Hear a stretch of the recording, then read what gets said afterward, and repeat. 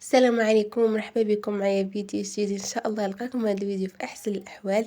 اليوم ان شاء الله جبت لكم واحد الوصفه كتجي لذيذه بزاف وكتحمق في المذاق والشكل ديالها كيكون زوين، اللي هي المعقوده ديال البطاطا. ان شاء الله غنديروها في الفران بلا قلي بلا زيت بلا طحين، يعني وكتجي لذيذه ومحمره ويعني وكتجي صحيه 100%، يعني ما فيهاش الزيت نهائيا وما كتجيش شاربه الزيت نهائيا، يعني كتجي لذيذه بزاف وعمليه ودغيا كتوجد. بالنسبه للمقادير اللي غنحتاجو ان شاء الله في هذه المعقوده هذه، البطاطا عندي تقريبا 8 د البطاطات. سلقتهم، يعني سلقتهم بقشورهم، درتهم في كوكوط وحتى طابو، قشرتهم كما كتشوفوا معايا. من الاحسن يعني تسلقوهم بالقشره ديالهم باش ما يجوش عاود شاربين لينا الماء بزاف. المهم منين كنسلقوهم وكيطيبوا غادي نحاول نمعسهم بهاد المعاس هادي ديال البطاطا اولا بالفرشيط اولا اللي موجود عندكم في الدار ديالكم. غتمعسوا مزيان هاد البطاطا، تمعسوها مزيان حتى تاكدوا بلي ما بقاش فيها داك الطريفات ديال البطاطا صغيورين ولا شحال. المهم كتكون عجين لينه ورطبه بزاف، يعني مطحونه مزيان. في هاد المرحله هادي درت عليها واحد شويه ديال القزبر ومعدنوس وشويه ديال الملح. طبيعه الحال ما نكثرش الملحه اولا يعني انا سلقتها بالملح، ما تكثروش الملح. درت شويه ديال الكمون، شويه ديال الخرقوم عفوا، شويه ديال الابزار وشويه ديال السكنجبير وسميتو واحد شويه ديال الزيت البلديه. هنايا درت واحد جوج ديال الفرماجات مثلتين، اي نوع ديال الفرماج عندكم تقدروا ديروه. كذلك زدت واحد النوعيه ديال الجبن، هاد النوعيه ديال الجبن هذا جبلي، درت واحد معلقه كبيره. تقدروا تستغناو عنه الا ما كانش موجود، يعني ماشي ضروري. تقدروا ديروا فرماج الحمار، تقدروا ديروا غير هاد المثلثين راه كافيين. المهم انا كانوا عندي يعني هاد الفرماجات مثلثين غير جوج، وزدت واحد المعلقه كبيره ديال هذاك الجبن. صافي غادي نخلط مزيان هاد المكونات حتى كيتخلطوا لينا مزيان ويوليو عجين، يعني داخلي دوك التشرميله داخله في بعضياتها مع ديك البطاطا. هنا غنبداو ان شاء الله نشكلوها. بالنسبه للتشكال هنا عندي واحد شويه ديال الزيت، غنولي ندهن يديا بشويه ديال الزيت غير باش ما تبقاش تلصق ليا في يدي ديال البطاطا. غنشكلها كويرات صغيورين ونضغطها بكفي واحد شويه، يعني بحال شكل غريبه كما كتشوفوا. غنضغطها بالكف ديالي واحد شويه باش تجي شويه متساويه. الا جاب الله جاتكم هاد البطاطا هادي جاريه ولا شي حاجه، غتزيدوا واحد المعلقه ديال الفينو اولا السميده رقيقه فيها. جاتكم متماسكه بحال هكا كما جاتني انا، ما غتحتاجوا لا دقيق لا والو.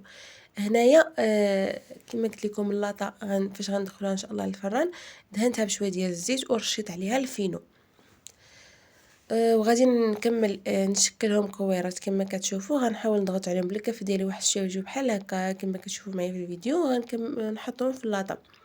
كما قلت لكم الا غتسلقوا البطاطا حاولوا تسلقوها بالقشره ديالها باش ما تجيكمش شاربه الماء. الا جاب الله جاتكم هكا من تعجنوها جاتكم شويه رطبه فوق القياس اولا كتلصق بزاف في اليدين، ديروا واحد المعلقه ديال الفينو اولا سميده رقيقه باش تجمعوا لكم هذيك البطاطا هذه.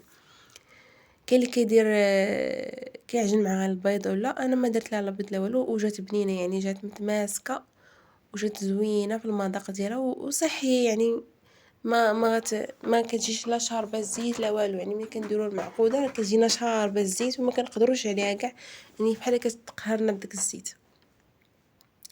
غادي نكمل الكميه اللي عندي هنا ديال البطاطا كامله نشكلها كما شفتوا معايا بحال هاد الشكل، يعني دويرات اولا كويرات، وغنضغطهم بالكف ديالي وغنحطهم في اللاطه. كما سبقت وقلت لكم عندي اللاطه مدهونه بالزيت ومرشوشه بالفينو، والفران راني شاعله من الفوق ومن التحت باش يسخن. هنايا بعد ما كملت الكميه ديالي، هذه الكميه اللي عطاتني عمرت اللاطه الاولى ودرت هذاك الشويه اللي بقى لي في ديك اللاطه الثانيه. هنايا في هذه المرحله غندهنهم بصفار بيضه اولا بيضه كامله وشويه ديال الحليب، واحد القطيره ديال الحليب باش ما نبقاوش نحسوا بداك الصفار ديال البيض. غادي ندهن هذيك البطاطا كامله اللي عندي في الوجه ديالها بداك البيض اللي عندي، وغادي ندخلها للفران اللي قلت لكم سخون حتى كطيب ونخرجها ان شاء الله.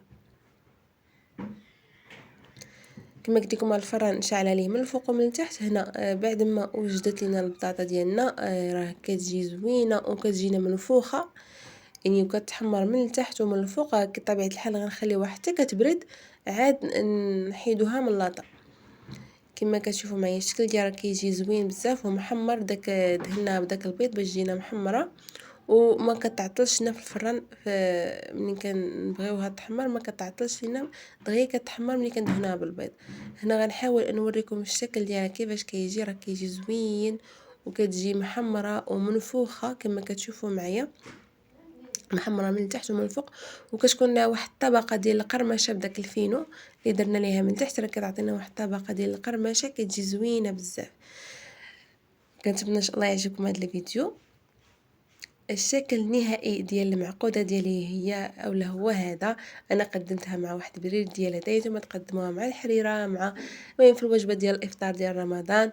راه كيجيو رائعين جدا ومحمرين كما كتشوفوا معايا، وعندهم واحد الطبقه ديال القرمشه ديال داك الفينو، وكما قلت لكم راه صحيين 100%. تقدروا انكم تحشيوهم اولا تعمروهم بطريفه ديال الجبن او الفرماج الاحمر وتسدوا عليهم عاد تشكلوا مكورات. حتى هذه راه مزيانه الفكره هذه، اولا تكتفيو فقط بهذه الطريقه اللي درت معكم انا اليوم. راه كتجي بنينه وزوينه والمذاق ديالها كيحمق وصحيه، اولا اهم حاجه ماشي كامل راه كتكون صحيه 100% وما فيهاش الزيت اولا ما شارباش الزيت، كيجيو لذاذ بزاف. كنتمنى ان شاء الله يعجبكم هذا الفيديو ويجيكم خفيف ظريف على قلوبكم. ما تنساوش اختكم من تعليق ولايك باش يطلع الفيديو، وبسلام عليكم الى فيديو قادم ان شاء الله.